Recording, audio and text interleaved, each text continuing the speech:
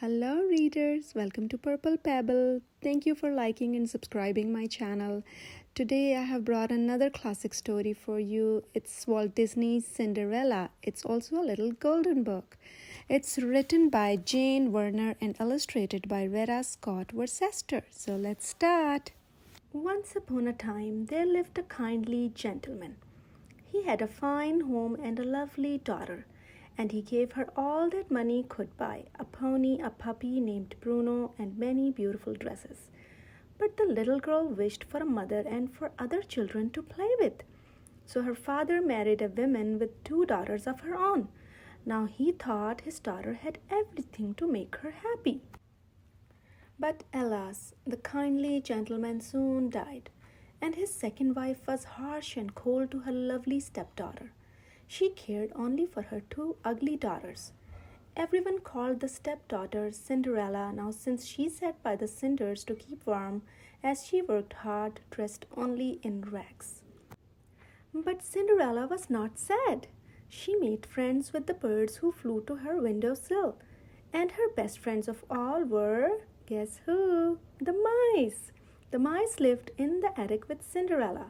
She made little clothes for them and gave them all names, and they thought Cinderella was the sweetest girl in the world. Every morning, Cinderella woke from her dreams and went right to work.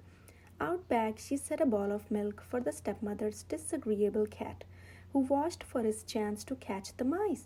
She fed grain to the chickens and ducks and geese, and Cinderella gave some grain to the mice when they were out of reach of the cat, of course. Then back into the house she went. Up the long stairway she carried breakfast trays for her stepmother and her 2 lazy stepsisters. And down she came with a basket of mending, some clothes to wash, and a long list of jobs to do for the day. Now let me see, her stepmother would say. You can clean the large carpet in the main hall and wash all the windows upstairs and down, scrub the terrace, sweep the stairs, and then you may rest. Now across the town was the palace of the king, and one day the king himself was giving orders to the great grand duke. The prince must marry, said the king.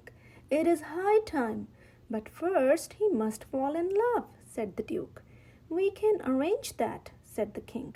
We shall give a great ball this very night and invite every girl in the land. There was much excitement when the invitation to the king's ball came. How delightful, the stepsisters said. We are going to the palace to a ball. And I, said Cinderella, I'm invited too. Yes, you, mocked the stepmother. Of course you may go if you finish your work, she said.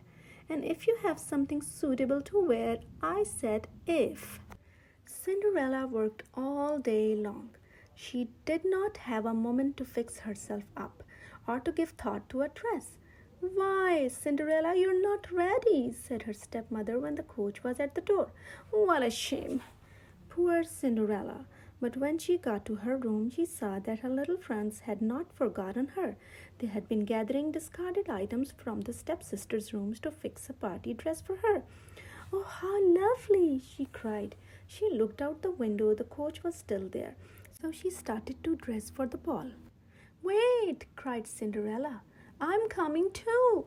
The stepmother and her daughters all turned at the sound of Cinderella's voice. My beads, cried one stepsister. And my ribbon, cried the other. And those bows, you thief, those are mine. So they ripped and they tore at the dress until Cinderella was in rags once more. And then they pranced off to the ball.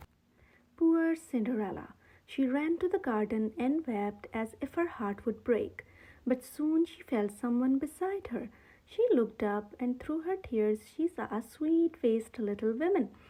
Oh, said Cinderella, good evening, who are you? I am your fairy godmother, said the woman. Now dry your tears. You can't go to the ball looking like that. Let's see now. The first thing you will need is a pumpkin, the fairy godmother said. Cinderella was confused, but she brought over a pumpkin. The fairy godmother said some magic words. Slowly, the pumpkin turned into a fancy coach. What we need next are some fine big mice. At the touch of the wand, Cinderella's little friends turned into handsome horses. Then the old horse became a fine coachman, and Bruno the dog turned into a footman. There, said the fairy godmother. Now hop in, child. The magic only lasts till midnight. But my dress! Cinderella looked at her rags. Of course you can't go in that, laughed the fairy godmother.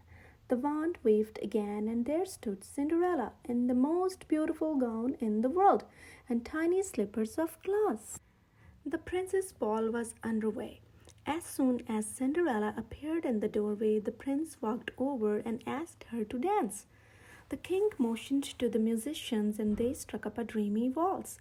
The prince and Cinderella swirled across the dance floor, and the king went happily off to bed. The prince and Cinderella danced every dance until the clock in the palace tower began to strike midnight. Bong, bong. Oh, cried Cinderella. The magic was about to end. Without a word, she ran out the door. One of her little glass slippers fell off, but she couldn't stop. She leaped into her coach and raced for home, but the spell was soon broken. Glass slipper, the mice cried, glass slipper. Cinderella looked down. Sure enough, there was a glass slipper on the pavement. Oh, thank you, godmother, she said. The next morning, the king learned that the prince wanted to marry the slipper's owner. Find her, scour the kingdom, but find that girl, he shouted to the duke. News of the duke's search ran on ahead, and the stepmother dressed her ugly daughters, hoping that one of them would be the princess bride. The princess bride? Whispered Cinderella. I must dress too. The duke must not find me like this. Cinderella went off to her room humming a waltzing tune. Then the stepmother suspected the truth, that Cinderella was the girl the prince was seeking, so the stepmother locked her in her room. Please let me out, oh please, Cinderella cried. But the wicked stepmother only laughed and went away. We'll save you, said the loyal mice. We'll somehow get that key. The household was in a flurry. The Grand Duke and his servants had arrived with the glass slipper. Each stepsister tried to force her foot into the tiny glass slipper, but they failed. Meanwhile, the mice made themselves into a long life chain. The mouse at the end dropped down into the stepmother's pocket. He popped up again with the key to Cinderella's room.